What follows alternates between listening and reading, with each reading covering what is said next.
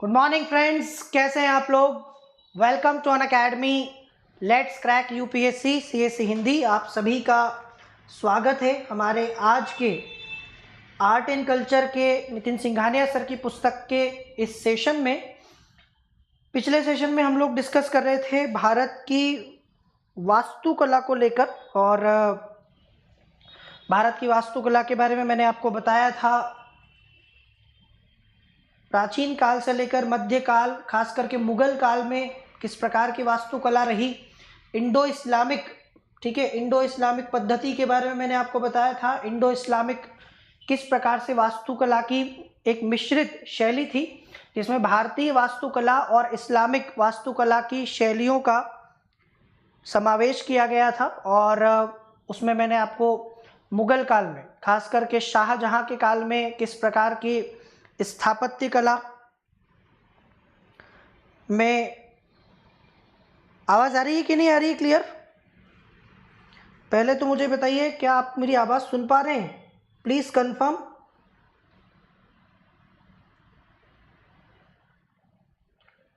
Good morning everyone.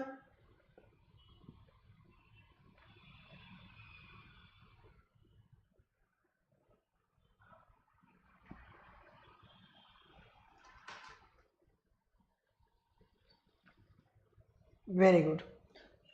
तो आज के सेशन में हम बात करेंगे भारत में हस्तशिल्प को लेकर। आपको पता है भारत के विभिन्न भागों में हस्तशिल्प की एक समृद्ध परंपरा, विरासत हमें दिखाई देती है। देश के लगभग सभी क्षेत्रों में अपनी अपनी हाथ से बनी हुई वस्तुओं की कारीगरी की झलक हमें दिखाई देती है। काफी भारत में हस्तशिल्प के मामले में विविधता आपको दिखाई देगी, और कई प्रकार का शिल्प है। कपड़े पर बना हुआ शिल्प है, इसके साथ बर्तनों पर हुआ शिल्प है, ठीक है, आभूषणों का या धातुओं का शिल्प आपको दिखाई देगा, चमड़े का शिल्प दिखाई देगा। कई प्रकार के हस्तशिल्प भारत में दिखाई देते, जिन्हें हम लोग हैंडीक्राफ्ट के नाम से जानते हैं। इन वस्तुओं का उपयोग हम लोग अपने दैनिक जीवन में कई सारी रोजमर्रा की चीजों के लिए करते हैं। कई बार सजने संवरने के लिए करते हैं, सजावट के लिए करते हैं, घर में सजावट के लिए, डेकोरेशन के लिए कई सारे आइटम्स इनमें से हम लेकर आते हैं। तो आज का जो टॉपिक है वो हस्तशिल्प है, हैंडीक्राफ्ट है, ठीक है। और इस सेशन में जानने की कोशिश करेंगे कि भारत में किन किन हिस्सों में, किन किन भागों में किस तरह का हस्तशिल्प पाया जाता है, हैंडीक्राफ्ट पाया जाता है। ये आपको बड़ा अच्छा लगेगा सेशन, मजा आएगा आपको पढ़ने में, क्योंकि काफी इंटरेस्टिंग सी चीज है। आप में से सभी लोगों ने बनारसी साड़ियों के बारे में सुना होगा, चंदेरी की साड़ियों के बारे में सुना होगा, या हिमाचल प्रदेश के चंबा रुमाल को कौन भूल सकता है। कोल्हापुरी चप्पल हो, ठीक है, आपने कोल्हापुरी चप्पल के बारे में सुना होगा। तो ये भारत का हस्तशिल्प है, हैंडीक्राफ्ट है, जिसके बारे में हम लोग आज डिस्कस करने वाले हैं।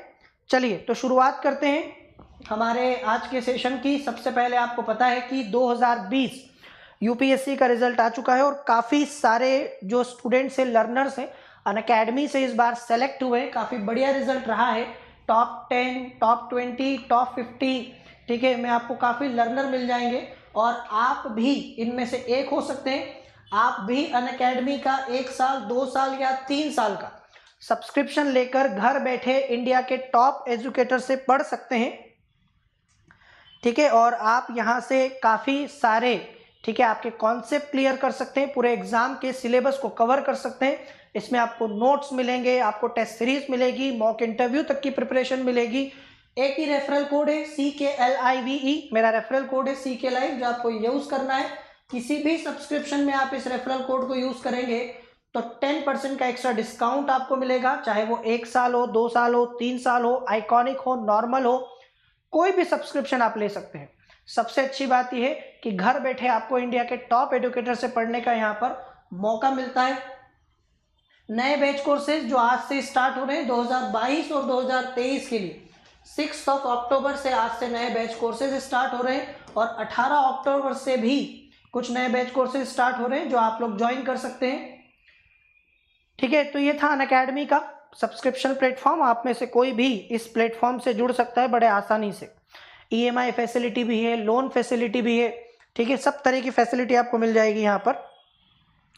तो भारतीय हस्तशिल्प, ये हमारा आज का टॉपिक है। हस्तशिल्प के बारे में अगर हम इंट्रोडक्शन की बात करें, परिचय की बात करें, तो बहुत मुश्किल नहीं समझना। हस्त का मतलब होता है हाथ, और शिल्प आप जानते हैं कि कला, हाथ से बना हुआ कोई शिल्प, ठीक है, हाथ से बनी हुई वस्तुएं, इन्हें हम लोग क्या कहते हैं? हस्तशिल्प कहते हैं। तो हस्तशिल्प उन सभी वस्तुओं का सम्मिलित रूप है जिसकी कारीगरी, ठीक है, जिसकी कारीगरी मानव हाथों के द्वारा की जाती है। बहुत ही प्राचीन काल से हम देखते हैं कि भारत में हस्तशिल्प की एक बहुत ही समृद्ध परंपरा रही है। भारत में कलाकारों की, कारीगरों की कमी नहीं रही है। ये कलाकार आम जनता के लिए, राजा महाराजाओं के लिए, दरबारों के लिए कई प्रकार की वस्तुओं का, आकर्षक वस्तुओं का निर्माण और उत्पादन करते रहे अपने हाथों के द्वारा। और भारत में जब अंग्रेज आए उसके बाद आप देखेंगे कि हस्तशिल्प में काफ़ी पतन दिखाई देता है। काफ़ी सारे लोगों का यहाँ से रोजगार छीन लिया गया था समय के साथ, लेकिन फिर भी आज भी भारत में हस्तशिल्प से बनी हुई वस्तुएं या हाथ से बनी हुई वस्तुओं की काफ़ी डिमांड रहती है और काफ़ी बढ़िया और उत्कृष्ट स्तर की कारीगरी भारतीय कलाकारों के द्वारा की जाती है। आप किसी भी शहर में रहते हो, भारत में हैंडीक्राफ्ट मेले लगते हैं। हैंडीक्राफ्ट मेले में अगर आप जाएंगे तो वहाँ पर हाथ से बनी हुई कई सारी चीज़ें आपको दिखाई देंगी, अलग अलग वस्तुओं से निर्मित, चाहे वो कपड़े की हो सकती है, लकड़ी की हो सकती है, धातु की हो सकती है, ठीक है, चमड़े की हो सकती है, किसी भी चीज़ से वो बनी हुई हो सकती है। और ये अपने आप में काफ़ी आकर्षक, हालांकि थोड़ी महंगी होती है।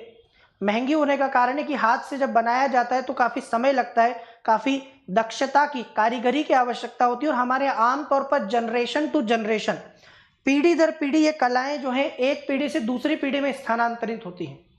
आमतौर पर जैसे कोई कुम्हार जाति का व्यक्ति है जो अपने घर में बर्तन बनाता है, वो अपने बच्चों को भी इस कला को आगे विरासत में देता है। तो ये पीढ़ी दर पीढ़ी, जनरेशन टू जनरेशन जो है क्या होता है, ट्रांसफर होता चला जाता है।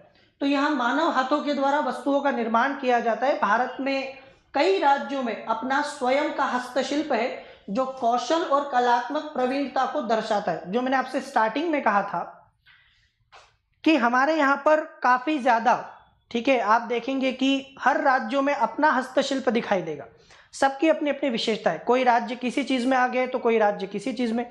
जब भी हम इन इलाकों में घूमने जाते हैं तो वहाँ जाकर इन वस्तुओं को खरीदना या लेना नहीं भूलते। कई बार कोई वस्तु किसी स्थान विशेष से इस प्रकार से जुड़ जाती है कि वो उसका पर्याय बन जाती है। जैसे आप देखिए लखनऊ की चिकनकारी, या आप देखेंगे मैंने आपको बनारसी साड़ी के बारे में बताया, चंदेरी साड़ी के बारे में बताया था, कोल्हापुरी चप्पल के बारे में बताया था। तो वो उस जगह से कुछ इस प्रकार से जुड़ जाती है। इनको जीआई टैग भी दिया जाता है, कई बार भौगोलिक संकेतक के रूप में भी इन्हें जाना जाता है, ठीक है। तो कलाकार विभिन्न प्रकार की वस्तुएं बनाने के लिए अपने कौशल का उपयोग करते हैं जो सजावटी या कार्यात्मक हो सकती हैं। ये वस्तुएं जो होती है ना, इनमें सबसे ज्यादा जरूरी चीज है दक्षता, कौशल।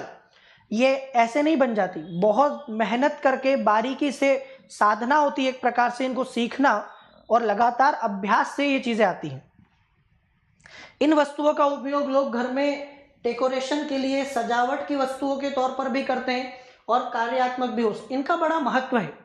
देखो इसको क्यों पढ़ना है, इसको इसलिए पढ़ना है क्योंकि आज के समय में जहां हम देखते हैं कि रोजगार की, नौकरी की इतनी मारामारी है, देश की जनसंख्या हमें पता है कि कितनी तेजी से हमारी बढ़ी है, तो एक बहुत बड़ी चुनौती होती है सरकार के सामने सभी लोगों को रोजगार देना, नौकरी देना। ऐसे में ये हस्तशिल्प स्वरोजगार का एक बहुत बढ़िया माध्यम बनते हैं। ये न सिर्फ आपकी आय सुनिश्चित करते हैं बल्कि आपके परिवार को स्थायित्व देते हैं। इसके साथ साथ ये और भी लोगों को रोजगार देने के लिए आपको प्रेरित करते हैं, अर्थव्यवस्था में योगदान देते हैं। कई बार वस्तुओं का निर्यात भी किया जाता है तो इससे विदेशी मुद्रा की भी कमाई होती है। एक ऐसी चीज जो आपके लिए हर तरीके से फायदेमंद है। इसीलिए इनका संरक्षण करना बहुत जरूरी है। सोचिए कि अगर ये चीजें समाप्त हो जाएंगी तो कितने और लोगों के हाथ से रोजगार चला जाएगा, देश की आय में जो इनका योगदान है वो समाप्त हो जाएगा, हमारी विदेशी मुद्रा की आय कम हो सकती है, बहुत तरीके से इसका प्रभाव। और कई बार ये पहचान भी होती है किसी जगह की, ठीक है। तो हम लोग एक एक करके हस्तशिल्प समझेंगे। ये एक अनूठे प्रकार का शिल्प है और कारण ये क्योंकि इसमें किसी भी मशीन का उपयोग नहीं होता है। यहाँ बिना मशीन का उपयोग किए वस्तुओं का निर्माण हाथों से किया जाता है, इसीलिए इसको हस्तशिल्प कहते हैं और इसीलिए इतना ही महत्वपूर्ण है। भारत में लोग न केवल अपनी आजीविका कमाने के उपाय के रूप में बल्कि आने वाली पीढ़ियों के लिए संरक्षित की जाने वाली कला के रूप में हस्तशिल्प का उपयोग करते हैं। ये सिर्फ पैसा कमाने का जरिया तो है ही, लोगों की आय का साधन है, आजीविका, कई लोगों के घर परिवार के परिवार इनसे पलते हैं, ठीक है। और दूसरी तरफ ये हमारे यहाँ पर पीढ़ियों के लिए संरक्षित की जाने वाली कला भी है, ठीक है, जो एक पीढ़ी से दूसरी पीढ़ी में जाती है। जनजातीय एवं ग्रामीण समुदायों में हस्तशिल्पों का विशेष महत्व, खास करके आप देखेंगे भारत के जनजातीय इलाकों में या समुदायों में, ये ग्रामीण समुदायों में इनका बहुत महत्व होता है। कई बार ये धार्मिक महत्व से जुड़े होते हैं, कई बार ये सामाजिक महत्व से जुड़े होते हैं, कई बार ये घर की सजावट के लिए ग्रामीणों में विशेष रूप से जो है लोकप्रिय होते हैं, जो अपनी आजीविका के लिए उन पर निर्भर रहते हैं। तो हम बात करते हैं भारत के कुछ प्रमुख शिल्प। सबसे पहले हम बात करेंगे कांच के निर्मित वस्तुओं से। भारत में बहुत सारी वस्तुओं का निर्माण होता है कांच से। कांच से निर्मित वस्तुएं देखने में बड़ी आकर्षक लगती हैं, खरीदने का भी मन करता है, लेकिन एक डर हमेशा लगा रहता है कि जरा सा भी ये नीचे गिरा और टूटा। लेकिन फिर भी शौक बड़ी चीज होती है, लोग खरीदते हैं और खरीदना भी चाहिए क्योंकि ये भी एक प्रकार की कला है। कांच की बनी वस्तुओं से शुरुआत करें तो सबसे पहले कांच बनाने का पहला संदर्भ हमें भारत में महाकाव्य महाभारत में मिलता है, ठीक है। महाभारत काल से ही ये माना जाता है कि भारत में कांच से निर्मित वस्तुएं, ठीक है, बनती रही है। इसका हस्तशिल्प लगातार चला आ रहा है। हालांकि ये तो सिर्फ साहित्यिक रूप है, मतलब महाभारत आपको पता है कि एक पुस्तक है, एक महाकाव्य है, लेकिन भौतिक रूप से अगर हम देखें तो इसका साक्ष्य हमें प्रारंभिक हड़प्पा सभ्यता में जो है हम देखें तो कांच के मनकों का कोई संकेत आपको नहीं मिलेगा। भौतिक रूप से हमें जो कांच की वस्तुओं के अवशेष हैं वो हड़प्पा काल के नहीं मिले, मतलब कांच से हड़प्पा के काल के लोग मनके बनाते थे ऐसा कोई संकेत हमें नहीं मिल रहा है। पहला भौतिक साक्ष्य जो हमें मिला है वो 1000 ईसी पूर्व के आसपास गंगा घाटी में हमें मिलता है। ये वैदिक काल का समय था, आपको पता है 1500 से लेकर तो 600 ईसा पूर्व तक वैदिक काल रहा है। सबसे पहला भौतिक साक्ष्य जो हमें मिला है वो वैदिक काल का मिलता है, ठीक है। यहाँ पर आपको सुंदर कांच के मनके मिलेंगे। शतपथ ब्राह्मण नामक वैदिक ग्रंथ में कांच के लिए प्रयुक्त शब्द कांच या कंच है। तो सिंधु घाटी सभ्यता के दौरान कांच से निर्मित वस्तुओं के हमें कोई उदाहरण अवशेष ज्यादा हमें मिले नहीं है, ठीक है। अब यहां से देखो, मध्यकाल के दौरान मुगलों ने कांच की बनी वस्तुओं की कला को संरक्षण दिया। नहीं, सेकेंड चैप्टर आपका चित्रकला वाला है और वो छूटेगा नहीं, ठीक है। अगर आपको लग रहा है कि चित्रकला वाला चैप्टर छूट गया है तो वो आज नहीं हो रहा है, लेकिन चैप्टर 2 चित्रकला वाला आपका जल्दी ही होगा, ठीक है। जल्दी से जल्दी हम उसको करने की कोशिश करेंगे। मनके, बीट्स नहीं देखे आपने? मनके जो होते हैं जैसे ऐसे गोल गोल मोती टाइप के जो मनके होते हैं, कभी कोई माला देखी आपने? माला में जो मोती होते हैं उनको मनके भी कहा जाता है। तो यहां पर आपको मध्यकाल में मुगलों के द्वारा कांच से बनी हुई कला को या वस्तुओं को संरक्षण देने का उदाहरण मिलेगा। मुगलों ने कांच से बनी हुई वस्तुओं को, जैसे शीश महल पूरा आप देखेंगे कांच से ही बना हुआ है। ऐसे इसका स्मारकों में सजावट के रूप में इनका उपयोग किया गया। इसके अलावा कांच से और भी कई वस्तुएं, जैसे कांच का हुक्का, सुगंधित बक्से, इत्रदान, उत्कीर्णित कांच आदि अन्य कांच की वस्तुएं थी जो मुगलों के लिए प्रमुख रूप से निर्मित की जाती थी। तो मुगल काल में, जैसे ये आप देखो, ये आप एक भवन देख रहे हो, इस भवन में आपको कांच की वस्तुओं का काम या कारीगरी दिखाई दे रही होगी। इस प्रकार के भारत में कई सारे मंदिरों में भी कांच का काम किया जाता है। आज भी कांच के मंदिर आपको बहुत जगह दिखाई देंगे, ठीक है। तो ये आप यहां से देख सकते हो कि किन किन वस्तुओं का निर्माण कांच से किया गया। वर्तमान में अगर देखें तो कांच उद्योग जो है विभिन्न रूपों में फैला हुआ है, लेकिन सबसे ज्यादा भारत में जिन कांच की वस्तुओं का, ठीक है, आप देखेंगे आमतौर पर आपको दिखाई देंगी या डिमांड रहती है, वो है कांच की चूड़ियां। बहुत सारी महिलाएं भारत में आमतौर पर आप मध्यम वर्ग में या उससे नीचे के वर्ग में, गांव में इधर देखेंगे तो महिलाएं कांच से बनी हुई चूड़ियां पसंद करती हैं। ठीक है, तो कांच की जो चूड़ियां हैं ये उद्योग बहुत ज़्यादा फेमस है। सबसे बढ़िया चूड़ियां भारत में कांच की हैदराबाद में बनाई जाती है, जिन्हें चूड़ी का जोड़ा कहा जाता है। मतलब इसमें पूरी की पूरी एक सेट आता है, काफ़ी सारी चूड़ियां उसमें होती है अलग अलग तरह की, और ये इस प्रकार का एक जोड़ा या सेट आता है, और इसके लिए हैदराबाद प्रसिद्ध। बस आपको ये ध्यान रखना है कि भारत में जो चूड़ियां है कांच की, उनके लिए हैदराबाद सबसे पहले नंबर पर आता है। इसके अलावा उत्तर प्रदेश का फिरोजाबाद भी यहाँ कांच शिल्प के लिए जाना जाता है, जहां पर आपको कांच के झूमर और अन्य सजावटी सामान आपको दिखाई देंगे, इसके लिए प्रसिद्ध है। आपने कांच के झूमर देखे होंगे, ठीक है, कई बड़े बड़े होटल्स में लगे होते हैं, या कई लोगों के घरों में भी झूमर का यूज़ किया जाता है। तो ये आमतौर पर कांच के बने होते हैं, लाइटिंग इनमें बढ़िया से की जाती है, सजावट के तौर पर इनका प्रयोग किया जाता है।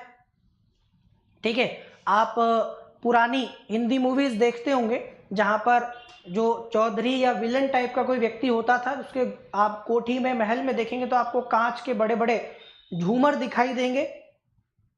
ठीक है, तो फिरोजाबाद इस चीज़ के लिए फेमस है, यहाँ आपको कांच के झूमर और अन्य सजावटी सामान कांच के जो है दिखाई देंगे, इसके लिए जाना जाता है। उत्तर प्रदेश में कांच का दूसरा केंद्र है सहारनपुर। फिरोजाबाद के बाद आपको अगला नाम मिलेगा सहारनपुर का। यहाँ पर कांच से आपको नॉर्मली खिलौने, ठीक है, पंचकोरा या कांच के खिलौने बनाए जाते हैं, इसके लिए फेमस है। जैसे यहाँ पर आप देख सकते हैं, इस प्रकार की वस्तुओं का निर्माण ये पूरा कांच से बना हुआ है। ठीक है, इस प्रकार पटना बिहार में भी टिकुली नामक विचित्र प्रकार के कांच के सजावटी मनकों का निर्माण किया जाता है। कभी आपने टिकुली का नाम सुना, हो सकता है कभी आपसे एग्जाम में ऐसा पूछा जाए। टिकुली जो है ये बिहार में आपको मिलेगा, पटना में, और ये कांच के, ठीक है, सजावटी मनकों को कहा जाता है। एक प्रकार की कला है कांच की हस्तशिल्प की। अभी भी बिहार की संथाल जनजाति के द्वारा इनको बनाया जाता है। मैंने आपसे कहा था कि खास करके जनजातियों के लिए आज भी हस्तशिल्प बहुत महत्वपूर्ण है।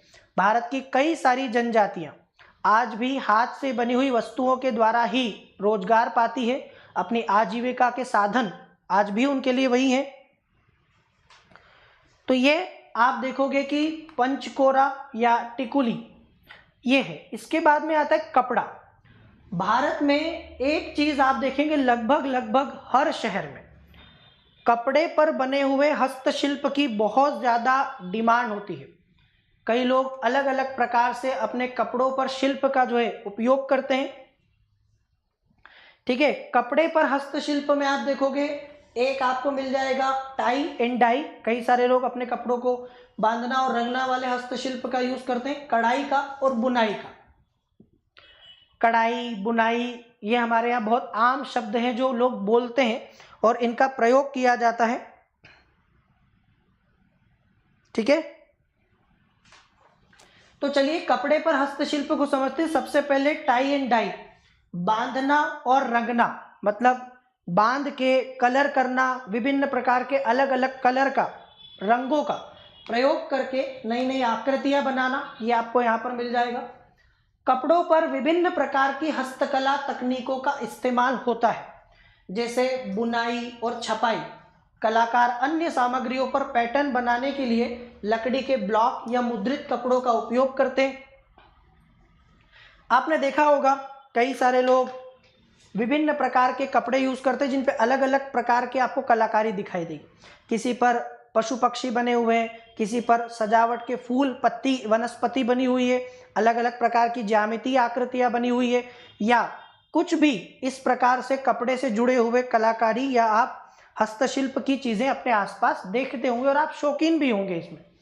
इन्हीं को कपड़ा हस्तशिल्प कहते हैं। बांधने और रंगने की तकनीक से कपड़ों पर सुंदर डिजाइन आती है और भारत में ऐसी अनेक तकनीकें। जहां तक हम टाई एंड डाई की बात करें तो टाई एंड डाई की भारत में कई सारी, ठीक है, तकनीकें हैं जो भारत में कपड़ों पर सुंदर डिजाइन बनाने के लिए काम में आती है और ऐसी कई सारी तकनीकों का प्रयोग भारत में किया जाता है। जैसे ये देखो आप इस तरीके से, ठीक है। सबसे महत्वपूर्ण कला है बंधानी की कला, अंग्रेजी में जिसे टाई एंड डाई कहते हैं, हम इसे हिंदी में बंधानी कला कहते हैं। बंधानी कला के बारे में मैं आपको बता दूं, इसे अंग्रेजी में टाई एंड डाई की तकनीक के रूप में जाना जाता है। भारत में वर्तमान में राजस्थान और गुजरात में वर्तमान में प्रयोग की जाने वाली इस प्राचीन तकनीक के उपयोग के साक्ष्य उपलब्ध हैं। प्राचीन काल से ही राजस्थान और गुजरात में टाई एंड डाई तकनीक का उपयोग होता रहा है और इसके हमें काफ़ी सारे उदाहरण भी, साक्ष्य भी मिल जाएंगे। ये कला आंध्र और तमिलनाडु में भी लोकप्रिय है। इसे विरोध रंगाई की प्रक्रिया भी कहा जाता है। क्यों कहा जाता है? देखो, विरोध रंगाई का कभी आप शब्द सुने, विरोध रंगाई की प्रक्रिया, तो ये क्या होती है, मतलब जिस धागे से बांधा जाता है कपड़े को, उस रंग में उसको नहीं रंगा जाता है, ठीक है। कपड़े को भिगोया अलग रंग में जाता है, बांधा अलग रंग से जाता है, तो दो विरोधी कलर के कारण इसको विरोध रंगाई की कला भी कहते हैं। इससे क्या होता है कि वो कपड़ा कलरफुल हो जाता है, अलग अलग तरह के शिल्प, उसमें अलग अलग तरह की आपको आकृतियां दिखाई देंगी। काठों की श्रृंखला बनाते हुए उसे रंग में डुबाया जाता है और इस प्रकार कलाकारों के द्वारा इस पर डिजाइन बनाई जाती है। जब भी एक कलर के ऊपर दूसरे कलर की कारीगरी होगी तो उसमें एक अलग प्रकार की, विचित्र प्रकार की डिजाइन बनती है, कई बार बहुत आकर्षक हो जाती है, ठीक है। तो इस प्रकार से आप देखोगे कि ये टाई एंड डाई की तकनीक है। कपड़े में लहरदार या तरंग जैसे पैटर्न बनाने वाली एक विशेष प्रकार की टाई एंड डाई तकनीक को लहरिया कहते हैं। हमारे यहाँ पर महिलाएं खास करके साड़ियों में लहरिया पसंद करती हैं, क्योंकि वो ऐसे लहरदार पैटर्न में उनमें जो है डिज़ाइन बनाई जाती है। एक विशेष प्रकार की डाई और टाई, देखो ये टाई एंड डाई तकनीक से इस प्रकार का अलग अलग प्रकार का एक पैटर्न बनाया जाता है जिसे लहरिया कहते हैं। आमतौर पर आपको राजस्थान के जयपुर और जोधपुर में लहरिया दिखाई देगा, ठीक है। तो बहुत सारी महिलाओं को लहरिया पसंद आता है पहनने के लिए, वो विशेष रूप से डिमांड करके, पसंद करके खरीदती हैं। टाई और डाई का एक अन्य प्रकार जिसे रंगाई की प्रतिरोध विधि भी कहा जाता है, ये ईकत कहलाती है। तो एक हो गया लहरिया, एक हो गया ईकत। इस विधि में कपड़ा बुने जाने से पहले बुनाई के धागे बार बार रंगे जाते हैं, तो एक प्रकार से काफ़ी पक्का कलर इनमें हो जाता है। तो ये इस चीज़ के लिए फेमस है। प्राचीन काल की अन्य शैलियाँ जिन्हें अभी भी प्रयोग में लाया जा रहा है, इसमें से कलमकारी भी कपड़ा हस्तशिल्प से जुड़ी हुई है। जैसे आप यहाँ देखो, वनस्पतिक रंग का उपयोग करके कपड़े पर हाथ से छपाई की कला का उपयोग किया जाता है। कलमकारी अगर आप कभी देखें, कलमकारी क्या है? कलमकारी प्राचीन काल से ही चली आ रही एक शैली है कपड़ा रंगने की, कपड़ा हस्तशिल्प की, जिसमें कि वनस्पतिक रंगों का यूज किया जाता है और कपड़े पर हाथ से छपाई की जाती है। इसी कला को कलमकारी कहा जाता है और अलग अलग प्रकार की आकृतियां उकेरी जाती हैं। इससे वो एक कपड़ा जो है ना वो सुंदर हो जाता है। आ गया समझ में? यह तकनीक आंध्र प्रदेश, गुजरात, पश्चिम बंगाल और ओडिशा में प्रचलित है।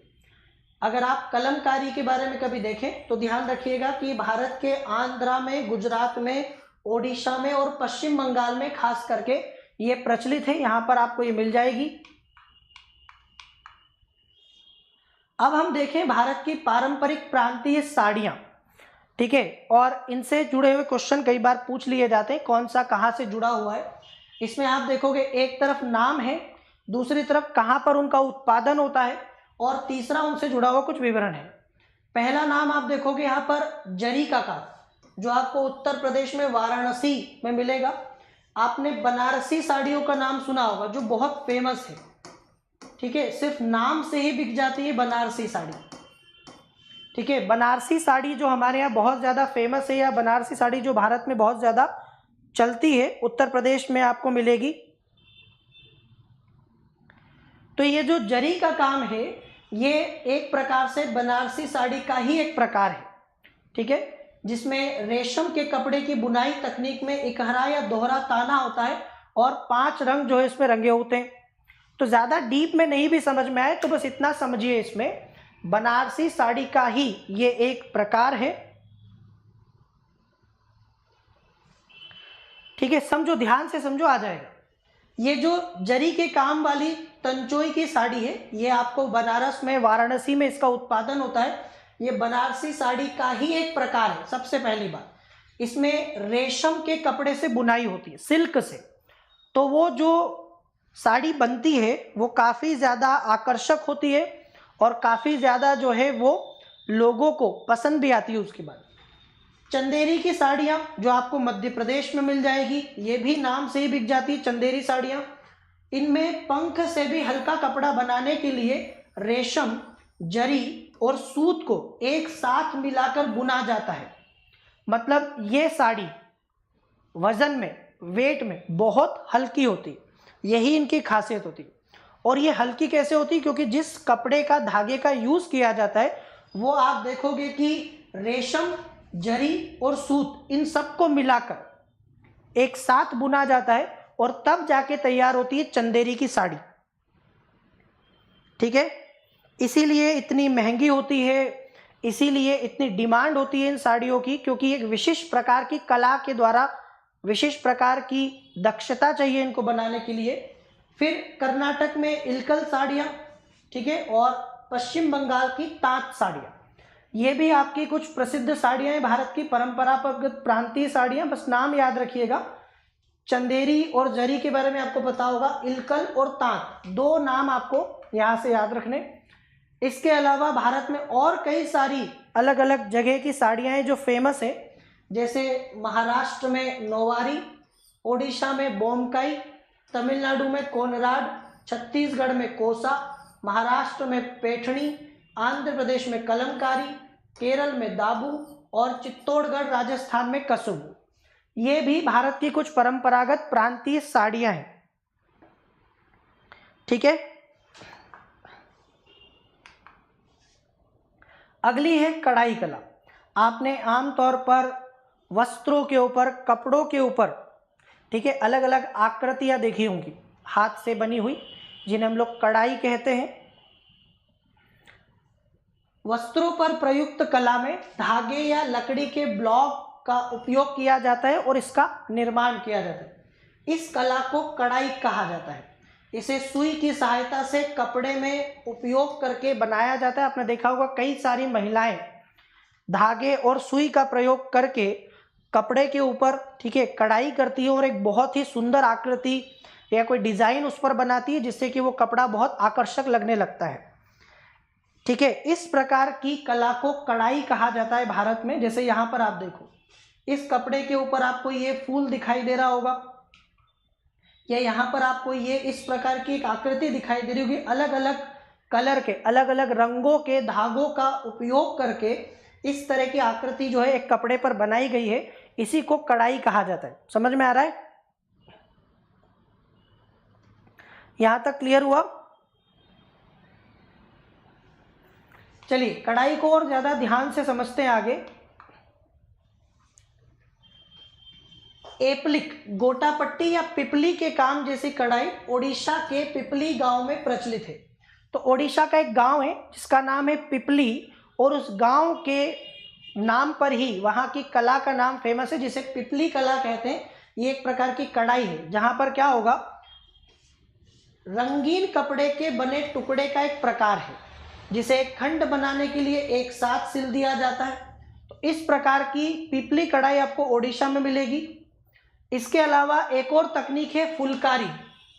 ये भी कढ़ाई से जुड़ा हुआ है, जिसका शाब्दिक अर्थ होता है फूल बनाना, ठीक है, फ्लावर। तो जब कपड़े पर कोई फूल बनाया जाता है, फ्लावर बनाया जाता है, तो इस कला को कहते हैं फुलवारी या फुलकारी। इस प्रक्रिया में कपड़े पर रंगीन पुष्प जैसा कोई पैटर्न बनाया जाता है और रफू तकनीक का उपयोग किया जाता है। ये जो आप देख रहे हो, इस प्रकार के फूल बनाए जाते हैं। कई सारे लोग जो होता है ना, जैसे मान लीजिए कोई कपड़ा है कहीं से फट गया है, लेकिन अभी भी हम उससे पहनना चाहते हैं या यूज़ करना चाहते हैं, तो उस फटी हुई जगह पर कोई ऐसे फूल की या फ्लावर जैसी कोई आकृति या डिजाइन बना दी जाती है तो वो और ज्यादा अच्छा लगने लग जाता है पहले से भी। ठीक है, इसको कहते हैं फुलकारी। ये आपको पंजाब में, हरियाणा में और दिल्ली में आपको मिल जाएगी। यहाँ 3 जगह पर इसका उत्पादन किया जाता है फुलकारी का। लेकिन इसमें सबसे ज्यादा जो फेमस है, जिसके बारे में आपने कई बार सुना होगा, वो है उत्तर प्रदेश के लखनऊ की चिकनकारी या चिकन कढ़ाई भी बोलते हैं इसको। कहते हैं ना कि लखनऊ में चिकन खाया भी जाता है और पहना भी जाता है। तो ये जो चिकन कढ़ाई है ये लखनऊ की पहचान है, एक प्रकार से बहुत फेमस है लखनऊ में। यहाँ पर आप देखो चिकनकारी जो कढ़ाई है वो लखनऊ की संस्कृति और कपड़ा बनाने की प्रक्रिया को परिभाषित करती है। ये बहुत फेमस है। आप में से शायद ही कोई ऐसा हो जिसने कभी लखनऊ की चिकन कढ़ाई का नाम ना सुना हो।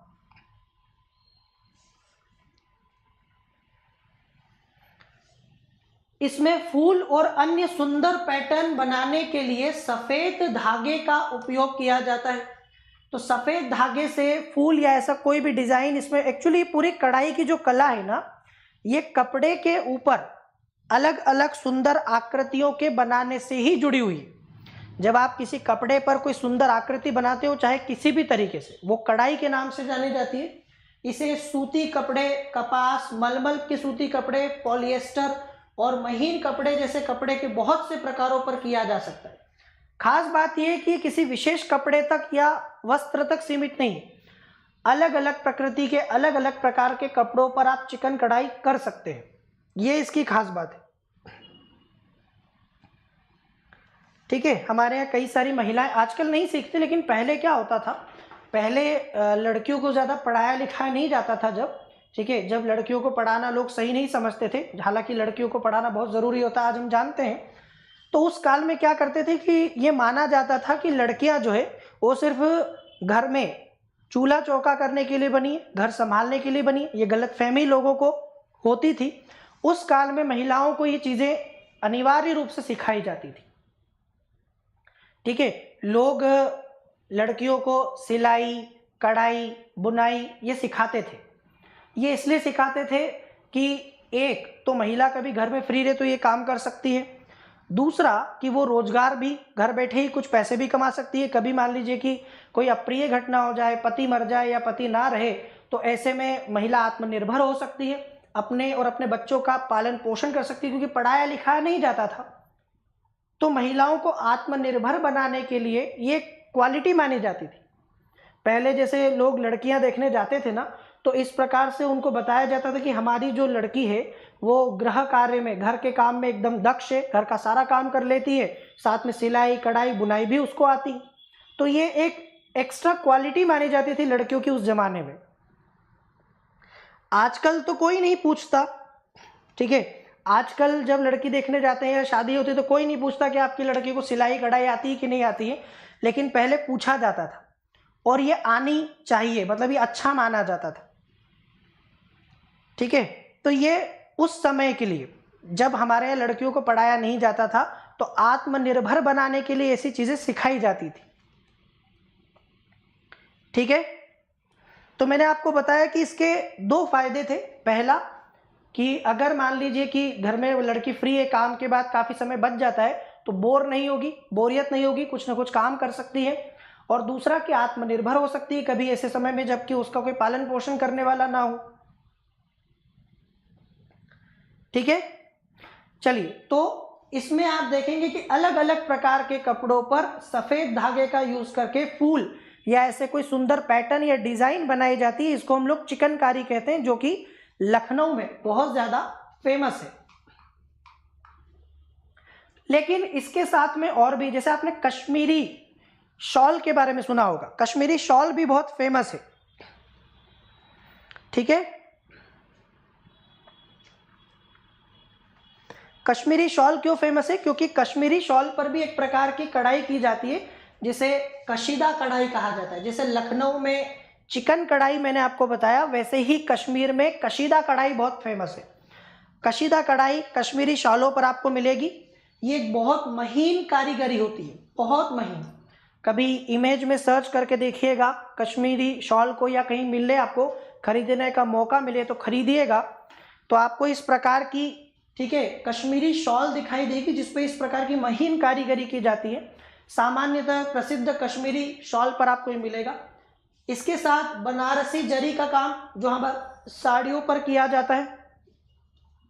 आप में से कई लोग बनारसी साड़ी आपने देखी होगी। वो क्यों फेमस होती है? क्योंकि उस पर बहुत महीन जरी का काम किया जाता है। ठीक है, यहाँ पर आप देखोगे चांदी और सोने के, जरी मतलब कढ़ाई, तो ये एक प्रकार के जो जरीदार साड़ी होती है ना, वो कढ़ाई की हुई साड़ियाँ होती हैं। ये सोने और चांदी के वर्क के लिए फेमस है। महीन सोने और चांदी के आपको यहाँ पर काम दिखाई देंगे। बड़ी बात यह है कि ये बनाने में बहुत समय लगता है, काफ़ी समय लग जाता है। एक साड़ी बनाने में 2 से 8 सप्ताह, 2 से 8 सप्ताह का मतलब समझ रहे हैं आप कितना लंबा समय, लगभग ये मानिए कि 1.5 से 2 महीने तक के आसपास भी लग जाता है कई बार साड़ी बनाने में। इसीलिए बनारसी साड़ी इतनी महंगी होती है, क्योंकि बहुत महीन और बारीक काम किया जाता है और इसमें समय लगता है। ये हाथ से किया जाता है, ये कोई मशीन से नहीं हो रहा है कि फटाफट फटाफट हो जाएगा।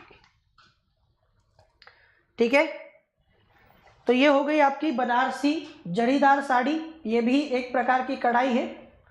फिर मध्य प्रदेश में महेश्वरी साड़ियाँ, जिन्हें हम शाही साड़ियों के तौर पर जानते हैं।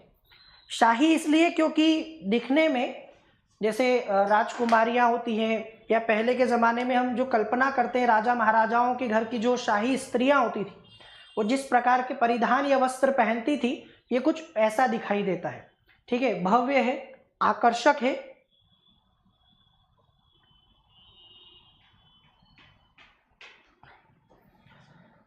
तो महेश्वरी साड़ियाँ, शाही साड़ियाँ, ये भी फेमस है इस चीज़ के लिए।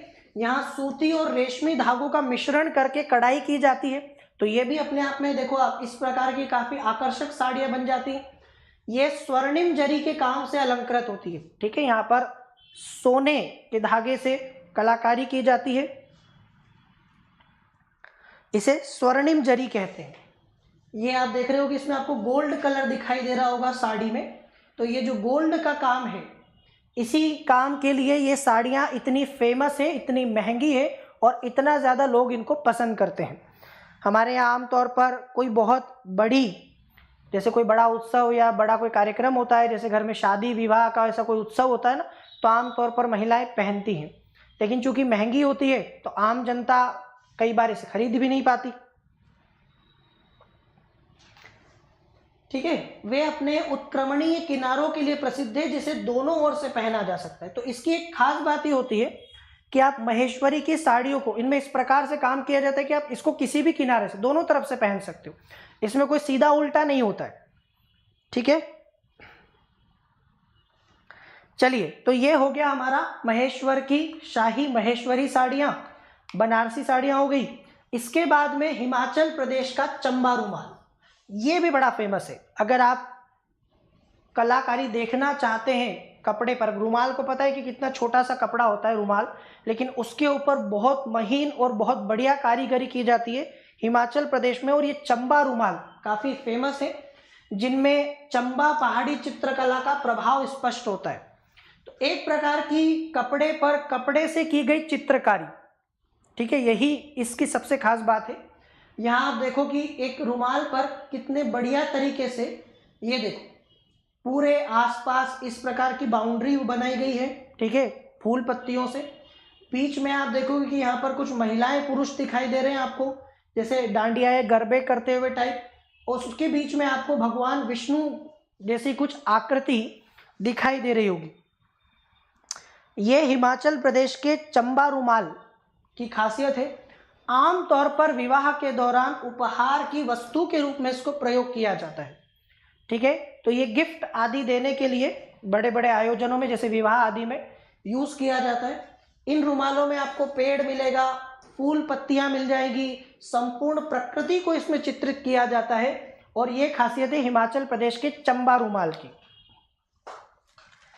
आ गया समझ में? सभी को क्लियर? चलिए, तो यह भी एक प्रकार की कढ़ाई होगी। अब भारत में प्रसिद्ध कढ़ाइयों की एक सूची में आपको बता देता हूं कि कौन सी कढ़ाई कला कहां से जुड़ी हुई है। जैसे चिकनकारी तो मैंने आपको अभी बताया कि लखनऊ उत्तर प्रदेश से जुड़ी हुई है, लेकिन इसके अलावा भी कुछ नाम हैं जो आपको याद रखने हैं बस। इसमें कांथा, कांथा जो है ये आपको पश्चिम बंगाल और ओडिशा में मिलेगा, ये भी एक प्रकार की कढ़ाई कला है। अगला नाम है फुलकारी, जो मैंने अभी आपको बताया पंजाब से जुड़ा हुआ है। बाग ये भी पंजाब से जुड़ा है। और जरदोजी ये उत्तर प्रदेश में जहां पर जरी का काम किया जाता है, तो जरदोसी ये आपको उत्तर प्रदेश में मिलेगा। तो ये 5 नाम है, चिकनकारी, कांथा, फुलकारी, बाग और जरदोजी, जो भारत के अलग अलग इलाकों से जुड़ी है। इसके अलावा कश्मीर की मैंने आपको बताया कशीदाकारी, जो अभी कश्मीरी शॉल के बारे में मैं आपको बता रहा था, एक प्रकार की कढ़ाई कला है ये भी। फिर गुजरात में आरी, राजस्थान और गुजरात में कपड़ों पर शीशे का काम किया जाता है। शीशे छोटे छोटे आपने देखा होगा कभी, और राजस्थानी परिधान देखे होंगे ना आपने, खास करके गरबा वगैरह करने के लिए लोग पहनते हैं या घूमने जाते हैं, तो वो राजस्थानी परिधान जो पहनते हैं उसमें आप देखेंगे छोटे छोटे छोटे छोटे गोल गोल गोल गोल गोल कांच की कढ़ाई आपको मिलेगी। मतलब उन कपड़ों पर आपको छोटे छोटे कांच दिखाई देंगे गोल गोल, इसे शीशे का काम कहते हैं। ये राजस्थान और गुजरात में आपको मिल जाएगा। काठियावाड़ी या राजस्थानी परिधान फेमस है इसके लिए। आगे समझ में? देखा होगा आपने, बहुत कॉमन चीज़ है, आपको मिल जाएगा भारत में, आराम से मिल जाएगा। फिर गुजरात में धारणिया, फिर गुजरात में हीर, राजस्थान में गोटा और बिहार में अक्षिवा। ये भी एक अलग अलग प्रकार की कढ़ाई है और वहाँ पर अपनी अपनी जगह पर आपको ये मिल जाएगा। अब आते हैं अगले शिल्प की तरफ, जो है हाथी दांत की शिल्पकला। आपको पता होगा कि हाथी दांत की बहुत प्राचीन काल से ही डिमांड रही है, और इसीलिए आज हम देखते हैं कि भारत में हाथियों की संख्या इतनी कम हो गई कि सरकार को इन्हें बचाने के लिए प्रोजेक्ट एलिफेंट शुरू करना पड़ा। 1992 में भारत में आपको पता होगा प्रोजेक्ट एलिफेंट शुरू किया गया। कारण ये हाथियों की कम होती संख्या को रोकना, और हाथियों की संख्या कम होने का सबसे बड़ा कारण है इनके दांत। हाथी दांत की बहुत डिमांड होती है, क्योंकि हाथी दांत से कई सारी वस्तुओं का निर्माण किया जाता है। और आप देख सकते हो कि यहाँ पर एक बहुत सारी वस्तुएं आपको दिखाई दे रही होंगी, और ये सारी हाथी दांत से बनी हुई है।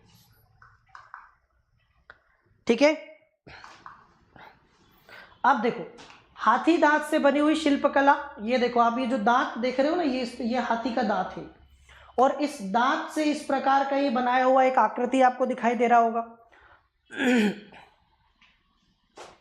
चलिए, भारत में हाथी दांत पर नक्काशी की प्रथा वैदिक काल से ही प्रचलित है। अगर हम वैदिक काल से देखेंगे तो वैदिक काल से ही इसकी शुरुआत आपको मिल जाएगी, जहां हाथी दांत से बनी हुई वस्तुएं हमें मिली हैं। मतलब उस काल में भी हाथियों के दांत से बनी हुई वस्तुओं की डिमांड थी, और इस प्रकार की वस्तुओं का निर्माण किया जाता था। Is that clear?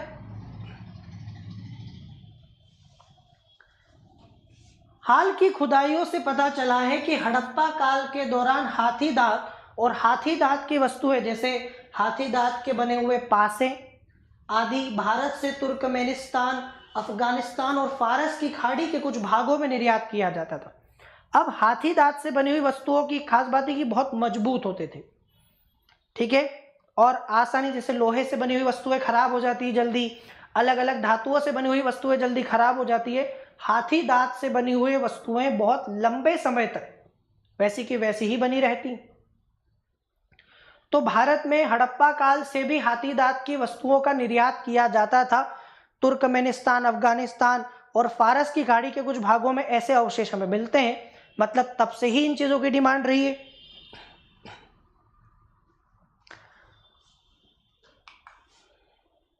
मुगल काल में भी हाथी दांत की कई कलाकृतियां हमको मिल जाती है। अगर हम मध्यकाल में आ जाए, प्राचीन काल में हाथी दांत की वस्तुएं मिलती थी, मध्यकाल में भी हाथी दांत की वस्तुओं की डिमांड थी। जैसे आप मुगल काल में हाथी दांत की बनी हुई कंघियां, चाकू के हैंडल और अन्य आभूषणों में देखेंगे कि वो इनका उपयोग करते थे। मतलब मुगल काल में हाथी दांत से कंघियां तक बनाई गई। आप सोचिए कि ऐसी चीजों के लिए भी अगर आप इन जानवरों का उपयोग करेंगे तो फिर इनकी संख्या तो कम होनी ही है। इंसान कई बार ना अंधा हो जाता है। अंधा हो जाता है किस मामले में? अपने स्वार्थ, लोभ और लालच में।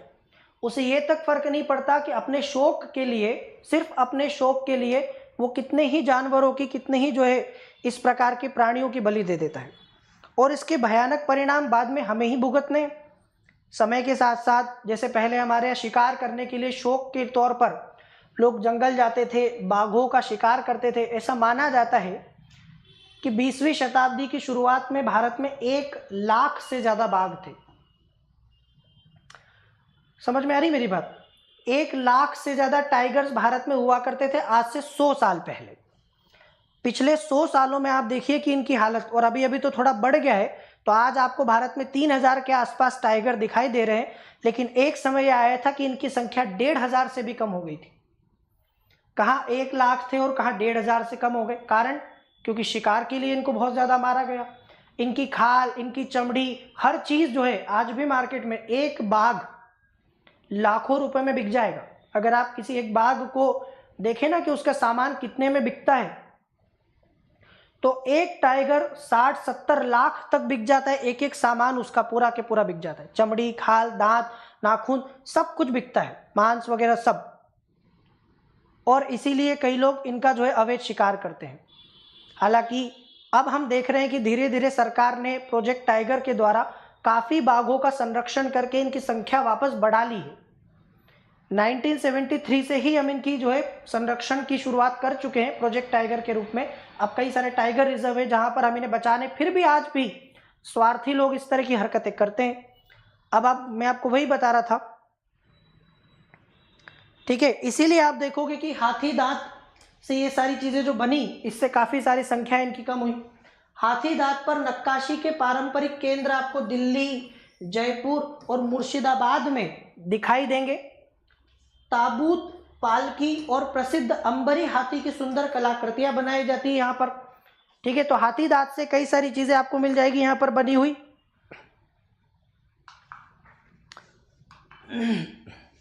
इसके अलावा भारत में और कई अन्य क्षेत्र हैं जो हाथी दांत के लिए फेमस है। जैसे केरल में हाथी दांत पर चित्रकारी की जाती है, तो ये चित्रकारी के लिए जाना जाता है हाथी दांत पर। जोधपुर जाना जाता है हाथी दांत से बनी हुई चूड़ियों के लिए। ये जो आप देख रहे हो ना, इस तरह की चूड़ी आपने देखी होगी, और ये चूड़ियां बहुत फेमस है क्योंकि ये हाथी दांत से बनी हुई, बहुत महंगी होती है, मजबूत भी होती है और सुंदर भी लगती है, ठीक है। बहुत पहले से ही, पुराने समय से ही भारत में हाथी दांत की चूड़ियों की बहुत डिमांड रही है, और हाथी दांत से बनी हुई चूड़ियां पहनना लोग एक प्रकार से अपना स्टेटस का वो मानते हैं, ठीक है। तो ये आप देख सकते हो, जोधपुर फेमस है हाथी दांत की चूड़ियों के लिए, केरल फेमस है हाथी दांत पर चित्रकारी के लिए, जयपुर फेमस है घरों और छोटी कलाकृतियों में उपयोग होने वाले हाथी दांत की जाली के काम के लिए। तो हमारे यहाँ पर जो जालियों का यूज होता है ना, कई बार आप देखेंगे वो भी हाथी दांत से बन जाती।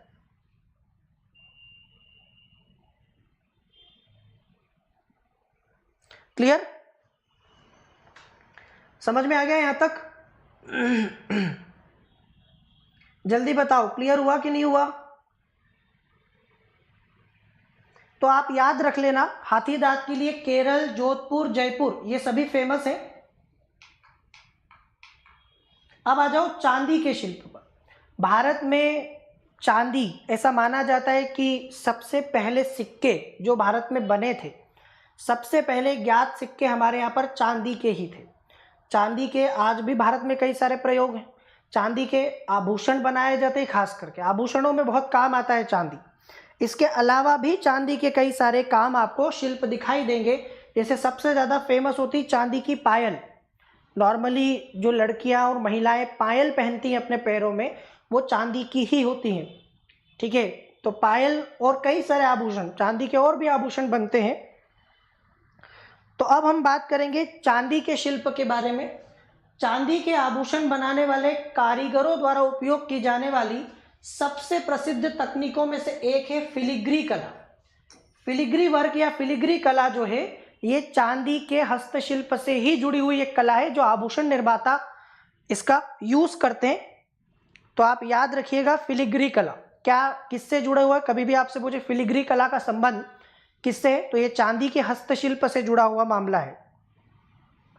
याद रहेगा, जल्दी बताओ, याद रहेगा? फिलिग्री कला याद रहेगा, चांदी के हस्तशिल्प से जुड़ी हुई कला है। इसमें चांदी का महीन काम किया, महीन का मतलब है बारीक, बहुत बारीकी से चांदी का काम वर्क इसमें किया जाता है फिलिग्री कला में। ओडिशा, पेनरी और पैजाम, मतलब जिन्हें हम लोग पायल कहते हैं, ठीक है, पेनरी और पैजाम कहलाने वाली अपनी चांदी की पायलों के लिए विख्यात है। सबसे बढ़िया चांदी की पायल, ठीक है, मानी जाती है उड़ीसा की, जिन्हें पैजाम कहते हैं, पेनरी कहते हैं वहाँ पर, तो उसके लिए उड़ीसा फेमस है चांदी की पायलों के लिए। लेकिन और भी कई सारे आभूषण हैं, जैसे चांदी से बने अनोखे प्रकार के आभूषण जिन्हें गुंची कहा जाता है, ठीक है। गुंची चांदी से बने हुए ही एक प्रकार के आभूषण है जो आपको ओडिशा और भारत के अन्य हिस्सों में मिल जाएंगे। इसके अलावा कर्नाटक के बिदरी गांव में किया जाने वाला बिदरी का काम भी, ये भी चांदी हस्तशिल्प से जुड़ा है और अपनी सुंदरता के लिए फेमस है। इनमें गहरी पृष्ठभूमि पर जड़ाऊ काम करने के लिए चांदी का उपयोग किया जाता है। जैसे ये देखो, इस पॉट के ऊपर आप देख पा रहे होंगे कि चांदी से अलग प्रकार की, विशेष प्रकार की डिजाइन बनाई हुई है। यहाँ देखो, यहाँ देखो, ये देखो, इस प्रकार की, इसे कहते हैं बिदरी का काम। आ रहा है समझ में? इससे वस्तु की सुंदरता को बढ़ाया जाता है। इसे जीआई टैग भी मिला है, भौगोलिक संकेतक जो होता है इसे जीआई टैग भी मिला हुआ है। कर्नाटक के बिदरी गांव में, नाम गांव से ही पड़ा है बिदरी, जैसे ओडिशा में पिपली गांव की पिपली कला थी, वैसे ही कर्नाटक के बिदरी गांव की बिदरी कला या बिदरी का काम फेमस है, ठीक है। अब आ जाओ मिट्टी के बर्तनों को। भारत में सिर्फ धातुओं से नहीं, मिट्टी से भी कई प्रकार की शिल्प और हस्तकला आपको दिखाई देगी। खास करके आजकल तो नहीं, लेकिन पहले भारत में बहुत यूज होता था, आज भी होता है पर पहले बहुत ज़्यादा होता था। पहले लोग आमतौर पर मिट्टी के कई सारे बर्तनों का यूज़ करते थे बहुत सारी चीज़ों के लिए। जैसे आपने दीपक लगाना है भगवान को तो मिट्टी का दीपक लगाया गया, ठीक है। पूजा पाठ की कई सारी वस्तुओं का निर्माण मिट्टी से होता था। इसके अलावा घर में पकाने के बर्तन मिट्टी के होते थे। चूल्हे पर आमतौर पर जब खाना बनता था तो मिट्टी के बर्तनों में पकाया जाता था। पीने के पानी के लिए मिट्टी के बर्तन का यूज किया जाता है, जिसे हमारे घड़ा या मटका कहते हैं। और ये हाथ से कुम्हार जो है, ये हमारे यहाँ पर पारंपरिक जाति या समुदाय माना जाता है, कुम्हार समुदाय, जो कि इस प्रकार के मिट्टी के बर्तनों का जो है उत्पादन करता आया है हमेशा से। लेकिन अब इतना ज़्यादा भारत में मिट्टी के इन बर्तनों की डिमांड नहीं रही आज भी, लेकिन कई लोग मिट्टी के घड़े का पानी पीते हैं। इसे नेचुरल फ्रिज कहा जाता है। जैसे ही गर्मियाँ आती हैं तो आपने देखा हो गर्मियों के सीजन में मिट्टी के मटकों की, घड़ों की डिमांड बढ़ जाती है। फ्रिज का पानी पीना अच्छा नहीं माना जाता, लेकिन अब आजकल तो चूंकि नई पीढ़ी है, नई जनरेशन है, तो वो गर्मियों में फ्रिज का पानी पीते हैं। लेकिन आपसे मैं हमेशा कहूँगा कि फ्रिज के पानी से कहीं ज़्यादा होता है मटके का पानी अच्छा। इससे आपको किसी तरह की कोई दिक्कत नहीं होगी, आपका गला खराब नहीं होगा या आपको दूसरी कोई परेशानियां नहीं होगी, इस तरह की कफ वगैरह नहीं बनेगा अगर आप मिट्टी के घड़े का पानी पिए। ये भी ठंडा ही रहता है, ठीक है। तो हमारे यहाँ मिट्टी के बर्तनों का काम बहुत समय से आपने देखा होगा कि एक गोल गोल, इसको चाक कहा जाता है हमारे यहाँ पर, ऐसा गोल गोल एक सर्कुलर आपने देखा होगा कि एक वस्तु होती है, उसके ऊपर मिट्टी को रख के उसको घुमाया जाता है जोर जोर से, और उसके ऊपर जो है अपने हाथ से इस प्रकार के बर्तनों का निर्माण किया जाता है। भारत में हड़प्पा काल से आप देखोगे कि मिट्टी के बर्तनों का इतिहास बहुत पुराना है। मृदभांड हमारे यहाँ बहुत प्राचीन काल से बनते आए हैं, मिट्टी के बर्तनों को हस्तशिल्प के गीत के रूप में जाना जाता है। जैसे एक गीतकार एक एक करके पंक्तियां लिखता है ना, और एक पूरा गीत की रचना करता है, फिर वो बहुत सुंदर गीत आगे जाके बनता है, वैसे ही मिट्टी के बर्तनों को हस्तशिल्प के गीत कहा जाता है। कारण यह है कि इसे बनाने वाला इसे काव्य रचना की भांति जो है ढालता है। जैसे एक पंक्ति लिखने के बाद अगली पंक्ति उसके अनुसार लिखी जाती है, फिर अगली पंक्ति लिखी जाती है, तो एक काव्य रचना होती है ना। वैसे ही मिट्टी के बर्तनों को आपने देखा कभी बनाते हुए? सबसे पहले तो वो क्या करेगा कि मिट्टी को ऐसे गूंथ लेगा, सॉफ्ट बनाएगा और उसको इस चाक के ऊपर रखेगा, पूरा के पूरा पिंड के रूप में ऐसा कैसा, और फिर उस घुमा के उसको जो है एक शेप देगा, आकार देगा, और तब जाके ऐसी सुंदर जो है आकृति, जैसे कभी ऐसा ग्लास बनेगा, कभी ऐसा घड़ा बनेगा, और इस प्रकार की आकृतियां बनती है। इसीलिए मिट्टी के बर्तन को हस्तशिल्प का गीत कहा जाता है। पहले तो हमारे यहाँ जब हम छोटे थे ना, तो हम देखते थे कि वो उनको एक लकड़ी होती थी और उस लकड़ी की सहायता से घुमाता था, मतलब बहुत मेहनत लगती थी उसको लगातार उसको घुमाते रहना पड़ता था। लेकिन आजकल ये काम इलेक्ट्रिसिटी से होने लगा, इलेक्ट्रिक चॉक आ गए हैं, तो वो क्या होता है कि वो इलेक्ट्रिसिटी से, बिजली से घूमता रहता है, तो हाथ की मेहनत जो घुमाने की वो नहीं लगती। लेकिन आज भी उस बर्तन को बनाने की कला कारीगरी वैसी ही है, और ये कोई यूनिवर्सिटी में नहीं सिखाया जाता, ये किसी कॉलेज या स्कूल में नहीं सिखाया जाता, ये मैंने कहा ना जनरेशन टू जनरेशन जाता है। एक पीढ़ी जो है अपने आने वाली पीढ़ी को ये सिखाती है। अपने घर में जब ये काम होता है ना, तो बच्चे उसको देख के सीख जाते हैं और फिर वो भी आने वाले समय में यही काम करते हैं। हालांकि अब थोड़ा संकट में ये मामला पूरा के पूरा, कई सारे लोगों ने ये पारंपरिक व्यवसाय छोड़ दिया है, अब वो नहीं करते। उनके बच्चे पढ़ लिख के कहीं नौकरी कर रहे हैं, जॉब कर रहे हैं या कुछ और काम कर रहे हैं, अब वो ये काम नहीं कर रहे। और इसके कई कारण हैं। एक तो इनकी डिमांड वैसी नहीं रही पहले जैसी। आजकल स्टील के, एल्यूमिनियम के कई सारे बर्तन हमारे सामने अवेलेबल हैं, तो अब लोग मिट्टी के बर्तनों का ज़्यादा यूज़ नहीं करते। दूसरा, आप देखेंगे कि इनको बेचने के लिए भी जाना पड़ता है उन्हीं को, तो ये सारी समस्याएं रहती हैं। तीसरा, रॉ मटेरियल इतना आसानी से नहीं मिलता जैसे पहले मिल जाया करता था। फिर इसके लिए बहुत जगह चाहिए, मतलब जब वो मिट्टी का बर्तन बनाया जाता है तो उसको पकाया जाता है। टेराकोटा का नाम सुना होगा, एक भट्टी में उसको तपाया जाता है मिट्टी को, तब जाके वो मजबूत बनता है। तो वो सब करने के लिए बहुत जगह चाहिए, बनाना, बना के सुखाना, सुखा के फिर तपाना, तो एक अच्छा खासा लंबा चौड़ा एरिया चाहिए। और आपको पता है कि जगह की कितनी किल्लत है, तो बहुत सारे लोग अपना ये सारा व्यवसाय अब छोड़ चुके हैं। हालांकि होना नहीं चाहिए ऐसा। आ गया समझ में? क्लियर हुआ?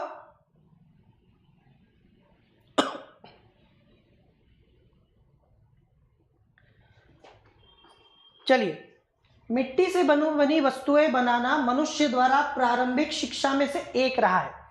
कुछ गिनी चुनी चीजें जो मनुष्य ने सबसे पहले शुरुआती समय में सीखी, उनमें से एक है मिट्टी से वस्तुएं बनाना।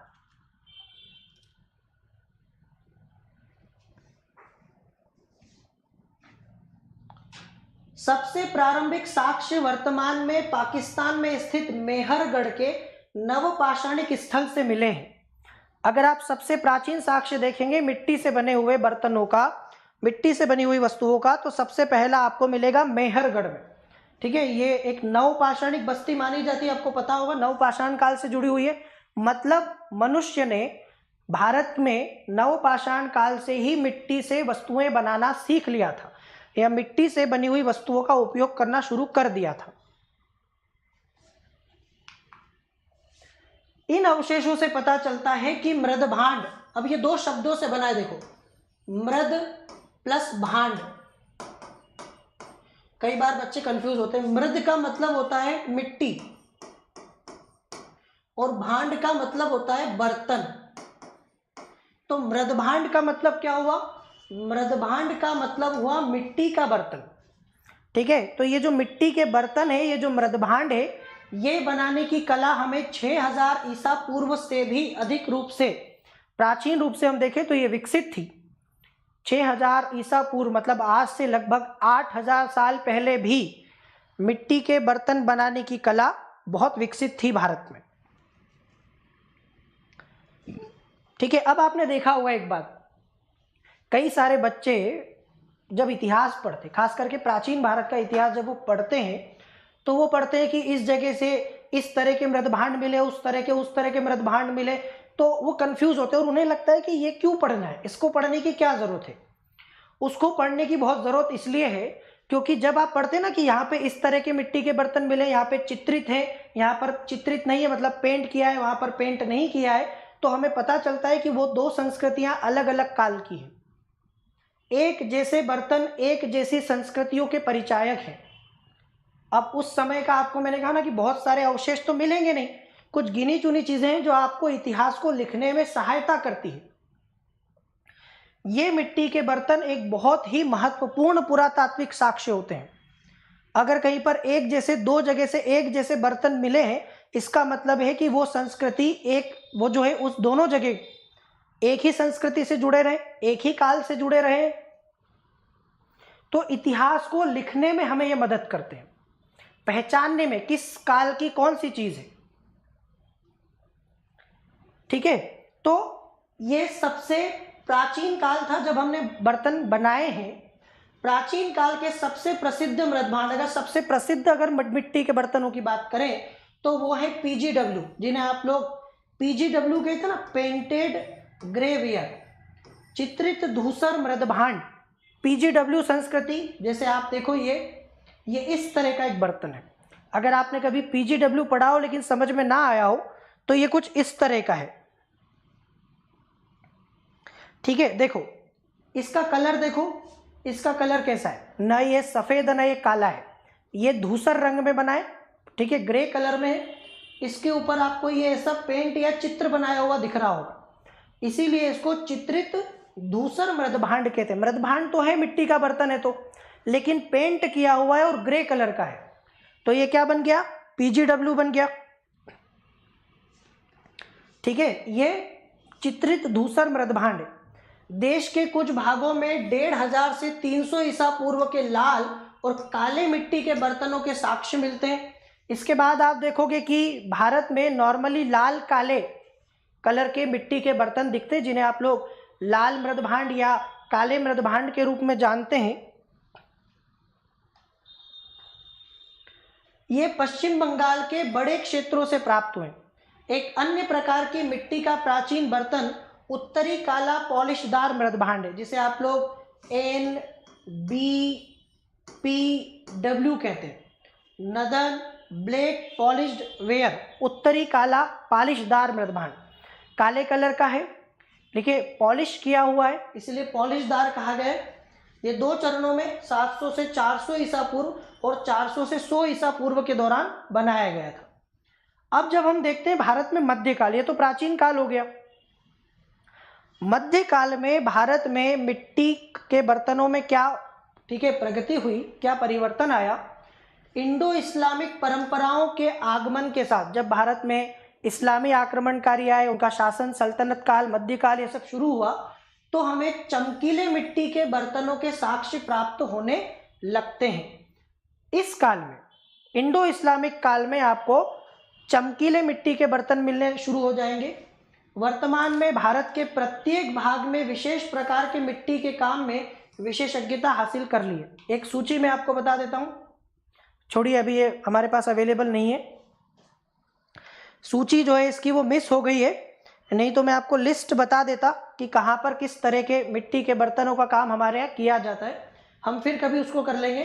अगला शिल्प है हमारा कांस्य शिल्प, कांसे का, ब्रोंज का। ठीक है, तो अब हम कांस्य शिल्प की बात करते हैं।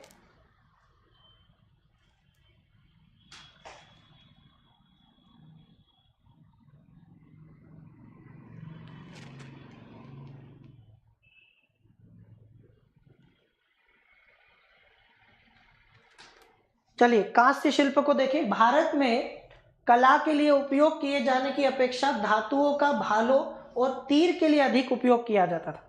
शुरुआत में भारत में धातुओं का जो प्रयोग है ज़्यादातर कला में नहीं किया गया, ज़्यादातर जो प्रयोग किया गया वो किया गया तीर और भाले बनाने के लिए, क्योंकि आपको पता है तीर और भाले जो होते हैं वो मजबूत होना चाहिए काफ़ी ज़्यादा। ठीक है, इसीलिए ज़्यादातर धातुओं का प्रयोग तीर और भाले बनाने में हुआ। किसी भी धातु ढालने का काम 5000 से भी अधिक वर्षों से शिल्प कौशल के लिए उपयोगी रहा है। तो ये बहुत हजारों साल पहले से भारत में चला आ रहा है। मोहनजोदड़ो से मिली नृत्यांगना की कांस्य प्रतिमा से पता चलता है कि कांस्य कला सबसे पुरातन कला रूपों में से एक है। अगर हम देखें कि सबसे पहले किस धातुओं से चीज़ें बनानी शुरू हुई, तो हड़प्पा सभ्यता में आपने सुना होगा कि एक कांसे की नृत्य करती हुई लड़की की मुद्रा की आपको एक मूर्ति दिखाई देती है। ये लड़की नृत्य करती हुई मुद्रा में है, कांसे की बनी हुई है ये मूर्ति, तो इसे कांस्य मूर्ति कहा जाता है। ये नर्तकी की मुद्री जो है मूर्ति कहा जाता है, जो कहाँ से मिली है, मोहनजोदड़ो से मिली। इससे क्या समझ में आता है, इससे समझ में आता है कि हड़प्पा सभ्यता में कांसे से बनी हुई, ठीक है, वस्तुओं का उपयोग होता था। चूंकि मनुष्य ने सबसे पहले तांबे की शुरुआत को पता है, मनुष्य द्वारा सबसे पहले किस धातु का प्रयोग किया गया, तांबे का, है ना, ये हम जानते हैं। सबसे पहले तांबे का प्रयोग किया गया और तांबे से ही पीतल मिला के हमने क्या बनाया, हमने ब्रॉन्ज बनाया, हमने उसमें कांसा बनाया। तो कांसे से बनी हुई वस्तुओं का आपको बहुत ज़्यादा, जैसे 3500 ईसा पूर्व इसकी तिथि आंकी गई है। हमें ज्ञात है कि मनुष्य द्वारा उपयोग में लाई गई सबसे प्रारंभिक अलोह धातुएं तांबा और टीन थी, ठीक है, और तांबे और टीन को मिला के कांसा बना।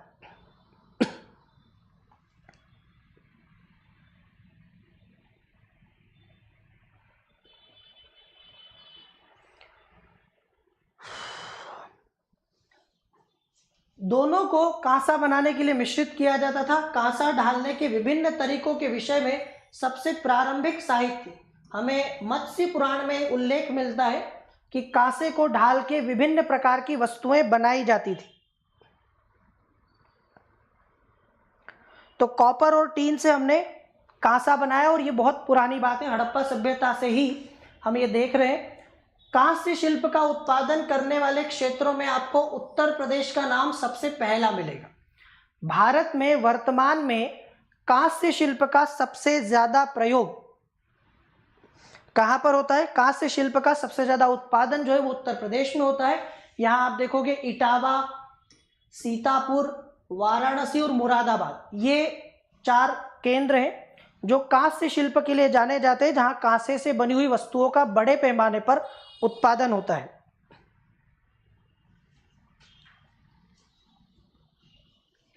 यहाँ फूल के बर्तन, देवी देवताओं की मूर्तियों जैसे सजावटी सामानों का निर्माण किया जाता है। बनाते क्या है, तो बनाते हैं बर्तन, इस प्रकार के बर्तन बनाए फूल के आकार के, या देवी देवताओं की मूर्तियां। खास करके आप देखते हैं कि भारत में घरों में छोटे छोटे मंदिर होते हैं लोगों के यहाँ, और उन मंदिरों में लोग कई सारी मूर्तियां लेके आते हैं पूजा करने के लिए।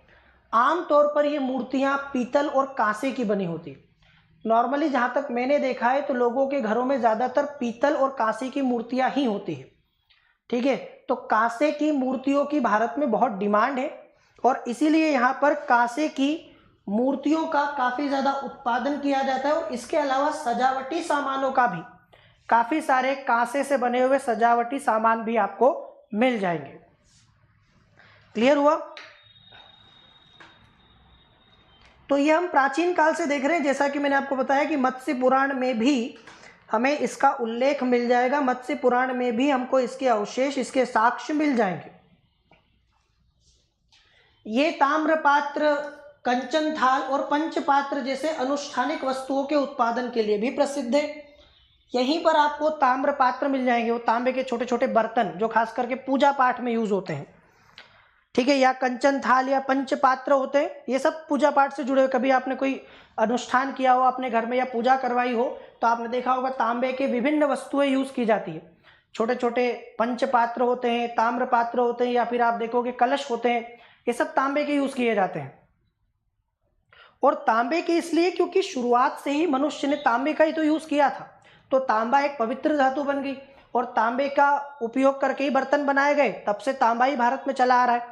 आज जब आप घर में पूजा पाठ करेंगे ना, तो हिंदू धर्म में तांबे का अपना महत्व है। ठीक है,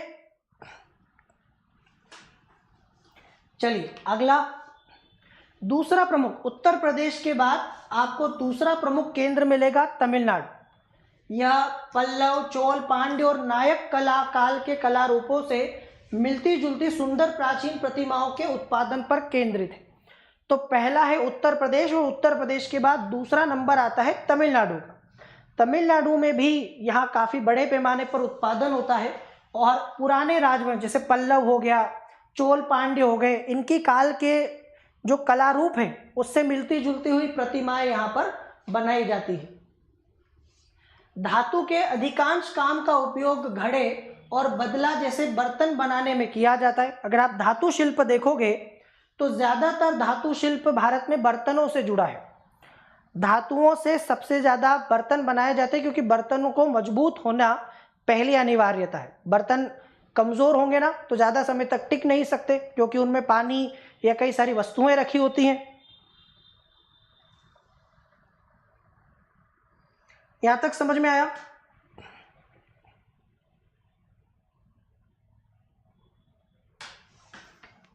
ठीक है, जो राजस्थान के मारवाड़ क्षेत्र में बनाए जाने वाले अर्धगोलाकार या गोल बर्तन हैं, इनमें जस्ते का इस्तेमाल होता है। ये इस प्रकार के आप देखेंगे अलग अलग आकृति के बर्तन बनाए जाते हैं। धातु का एक अन्य काम मुरादाबाद में किया जाता है, जो कि बहुत महीन होता है। यहाँ बर्तन बनाने के लिए नक्काशी शैली और उत्कीर्णन शैली का उपयोग किया जाता है। अगला है चर्म। चर्म मतलब लेदर, जो आपका चमड़ा होता है। हमेशा से आप देखेंगे भारत में चमड़े से भी कई सारे उत्पाद तैयार होते हैं। खास करके एक जुनून होता है यंगस्टर्स में चमड़े को लेकर। लेदर का पर्स, लेदर का आप देखेंगे कि लड़के लड़कियां दोनों, लड़के भी अपना वॉलेट आप देखेंगे कि लेदर का यूज़ करते हैं नॉर्मली, लड़कियां भी चमड़े का लेदर का पर्स यूज़ करती हैं। इसके अलावा शूज़, लेदर के शूज़ की काफ़ी डिमांड होती है, चमड़े के, ठीक है, शूज़ जो है। इसके साथ बेल्ट आप देखेंगे कई लोग लेदर का बेल्ट यूज़ करते हैं। तो ये कुछ चीज़ें हैं जो भारत में चर्म उत्पाद से जुड़ी और इनकी बहुत डिमांड होती है। ठीक है, तो अब हम चर्म शिल्प के बारे में बात करेंगे। अगर चर्म शोधन कला की बात करें तो ये बहुत पुरानी है।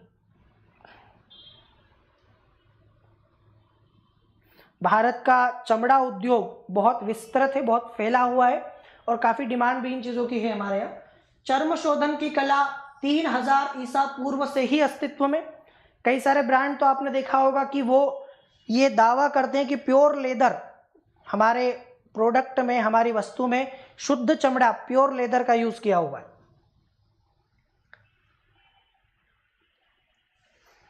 ठीक है, तो यहाँ पर आप देखो 3000 ईसा पूर्व से भी पहले से हम देखते हैं कि भारत में चर्म शोधन की कला जो है वो अस्तित्व में।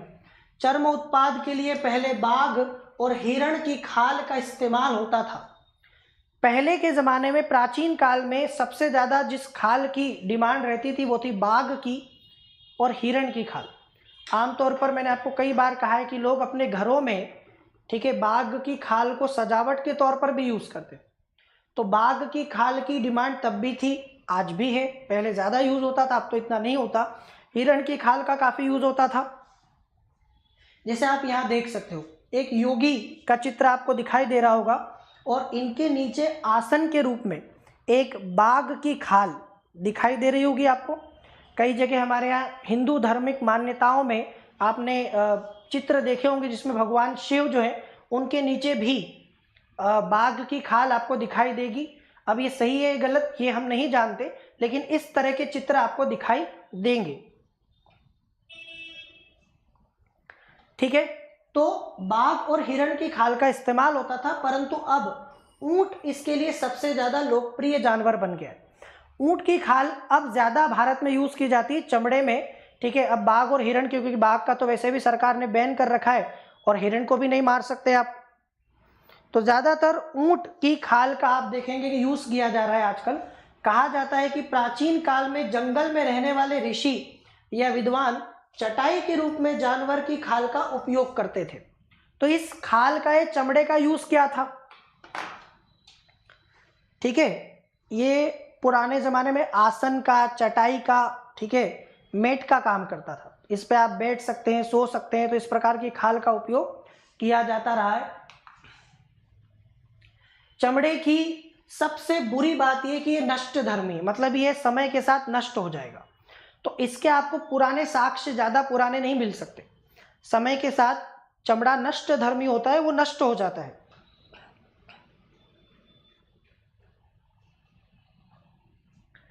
तो इसके लिए भौतिक साक्ष्य उपलब्ध कराना बहुत कठिन हो जाता है, क्योंकि समय के साथ ये नष्ट हो जाएगा।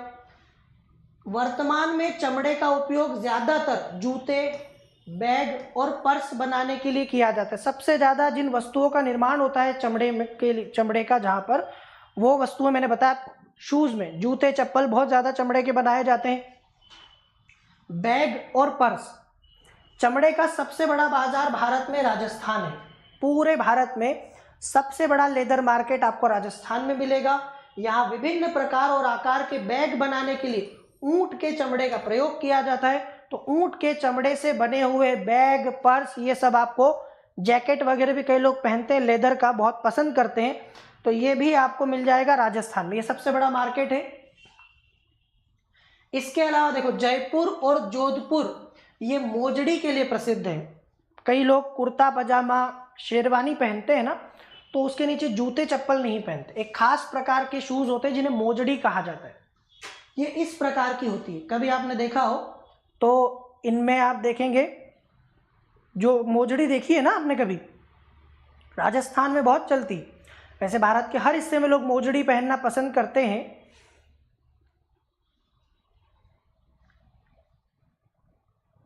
ठीक है, इन्हें जूती भी कहा जाता है, बिल्कुल सही। कोई लोग इसे जूती कहते हैं, मोजड़ी कहते हैं। और ये पहना जाता है कुर्ते पजामे या आपका जो ये शेरवानी होता है ना, उस तरह के परिधानों पर ये पहना जाता है। इन्हें सूट पर नहीं पहन सकते आप, इन्हें आप जीन पर नहीं पहन सकते। ठीक है, तो ये जयपुर और जोधपुर चमड़े से बनी हुई मोजड़ी के लिए बहुत फेमस है। ये एक विशिष्ट प्रकार के चमड़े के जूते होते हैं। उत्तर प्रदेश में आप सभी जानते हैं कि कानपुर फेमस है लेदर इंडस्ट्री के लिए। कानपुर अपने चमड़ा उद्योग के लिए बहुत फेमस है।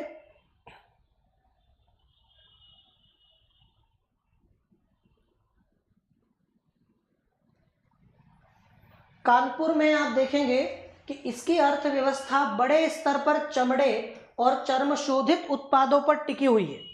अगर कई लोग जैसे कानपुर जाना आना होता है ना लोगों को, तो अगर कानपुर जाते हैं तो वहाँ पर वो चमड़े का कोई उत्पाद खरीदना ज़रूर जो है चाहते हैं या कोशिश करते हैं, क्योंकि वहाँ का ये फेमस है, बहुत सारे लोग लाते हैं। और नहीं तो हमारे यहाँ नाम से ही बिक जाएगा।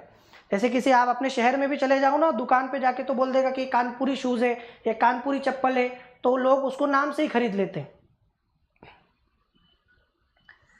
ठीक है, इसके अलावा महाराष्ट्र में कोल्हापुर फेमस है। कोल्हापुर फेमस है अपने चप्पलों के लिए, कोल्हापुरी चप्पल।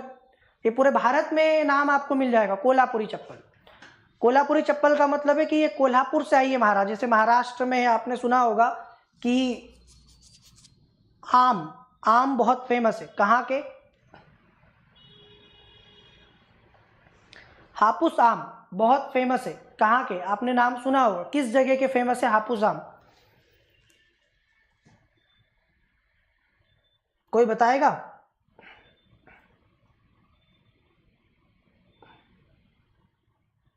कहाँ के?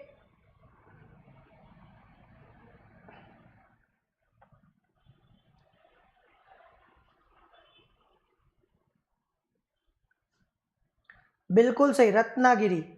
जैसे रत्नागिरी के आम फेमस है ना, वैसे ही कोल्हापुर की चप्पलें फेमस है। और ये कोल्हापुरी चप्पल अपने काम के लिए एक प्रकार की क्वालिटी की बात है बस।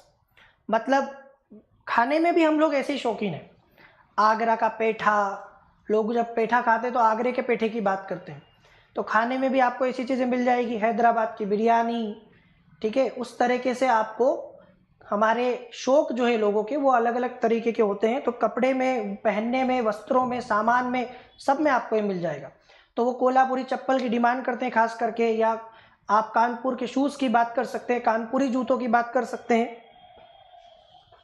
इसके अलावा भारत में चेन्नई, कोलकाता, ये भी चमड़े के बैग और जूतों के प्रमुख केंद्र, यहाँ पर भी काफी उत्पादन होता है लेदर की इन चीजों का। पंजाबी जूतियां भी बहुत फेमस है, ठीक है, जैसे हम लोग राजस्थानी जूतियों की बात कर रहे थे, मोजड़ियों की बात कर रहे थे, वैसे ही पंजाब की भी फेमस है, ठीक है, क्योंकि इनमें कशीदाकारी कढ़ाई का उपयोग किया जाता है जिससे बहुत सुंदर बन जाती है। चमड़े पर कला की एक अन्य प्रमुख शैली आपको बीकानेर में भी मिल जाएगी, एक बीकानेर से भी संबंधित है बीकानेर शैली, जिसे मनोती कहा, जो है मनोती कला कहा जाता है। मनोती कला ये बीकानेर राजस्थान से जुड़ी हुई है और ये चमड़े पर की गई कारीगरी से ही जुड़ी हुई एक कला है। इसमें ऊंट की खाल के साथ सजावटी सामग्री सम्मिलित होती है। मनोती कला को उस्ता कला, ठीक है, फारसी शब्द उस्ताद या मास्टर से बना है, उस्ता कला भी कहा जाता है। तो ध्यान रखना मनोती कला के बारे में। जैसे अभी ये बैग देख रहे हो, ये बैग लेदर का बैग है, इस तरह के बैग की डिमांड बहुत है भारत में। अब ये रहा भारत के मुख्य रूप से, ठीक है, चमड़ा उत्पादित या हस्तशिल्प और उनके केंद्र, जैसे कोंगलन स्टिच्ड बूट्स, ये पश्चिम बंगाल में उत्पादित होता है। पाबू स्टिच्ड बूट्स लद्दाख में। कोल्हापुरी चप्पल जिसे जीआई टैग मिला हुआ है, ये कर्नाटक और महाराष्ट्र में होती है, खासकर महाराष्ट्र में कोल्हापुर में। कटकी चप्पल ओडिशा। तिल्ला जूती पंजाब, ये पंजाब में। मोजड़ी जो मैंने आपको बताया अभी राजस्थान में। और मुल्तानी खुस्सा ये राजस्थान और पंजाब में आपको मिलेगा, ठीक है।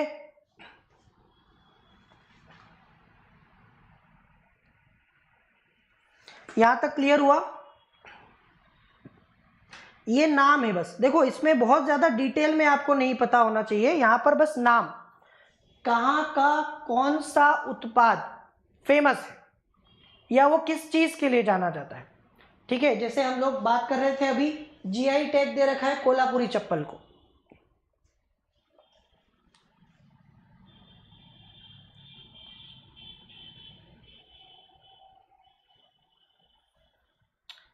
चलिए, इज दैट क्लियर?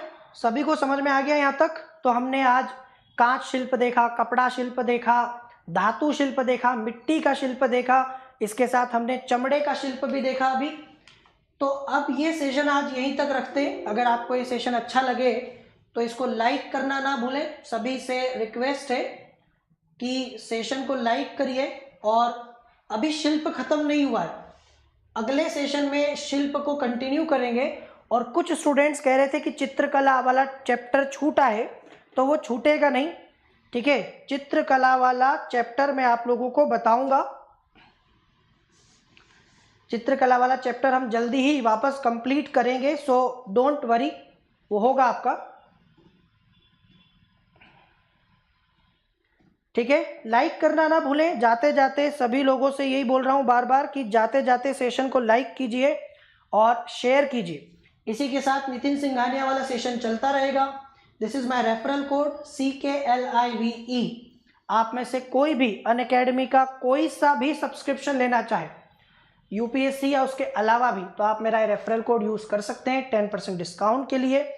यूपीएससी के सब्सक्रिप्शन में अभी आपको एक्स्ट्रा बहुत सारी फैसिलिटीज दी जा रही हैं, काफ़ी सारा एडवांटेज है इस समय लेने में। आपको नोट्स मिलेंगे, टेस्ट सीरीज मिलेगी, आपको मॉक इंटरव्यू तक की प्रिपरेशन मिलेगी, वो भी इंडिया के टॉप एजुकेटर्स तक आपकी पहुंच होगी, एक्सेस होगी।